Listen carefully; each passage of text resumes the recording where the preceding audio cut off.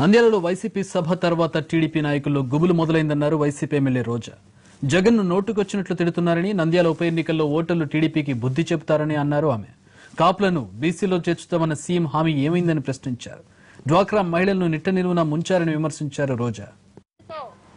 జగన్మోహన్ రెడ్డి గారి సభని చూసి ఈరోజు తెలుగుదేశం పార్టీ మంత్రులకి, ఎమ్మెల్యేలకి చిన్న మెదడు చితికిపోయి మాట్లాడుతున్న సంగతి మీ అందరూ కూడా గమనిస్తున్నారు. ఎందుకంటే ఈరోజు జగన్మోహన్ రెడ్డి గారు మాట్లాడిన మాటల్ని తప్పుపడుతున్నా వీళ్ళంతా మాట్లాడే మాటలు వింటుంటే వీరి సంస్కారం ఏంటో ప్రజలు అర్థం చేసుకుంటున్నారు.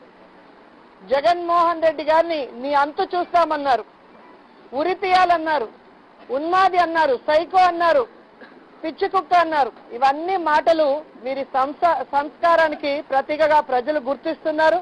వీళ్ళందరికీ కూడా బుద్ధి చెప్పడానికి ఓటర్లు రెడీగా ఉన్నారు. అండ్ ఈరోజు జగన్మోహన్ రెడ్డి గారి దిష్టి బొమ్మల్ని ఏ విధంగా రాష్ట్ర వ్యాప్తంగా దగ్ధం చేస్తూ, ర్యాలీలు, ధర్నాలు చేస్తూ, చంద్రబాబు నాయుడు గారి డైరెక్షన్ ని కింద స్థాయి నుంచి పై స్థాయి వరకు ఆస్కార్ అవార్డు నటనతో ఏ విధంగా రక్తి కట్టించారో నిన్నటి నుంచి మనం టీవీలలో చూస్తూనే ఉన్నాం. ఈరోజు నేను ఒకటే అడుగుతున్నాను, మీరు మాట ఇచ్చి అధికారంలోకి వస్తే కాపుల్ని బీసీలోకి చేరుస్తామని ఆ వాగ్దానాన్ని తుంగలో తొక్కితే దానికోసం పాదయాత్ర చేయాలనుకున్న ముద్రగడ గారికి మాత్రం పర్మిషన్లు ఉండవు.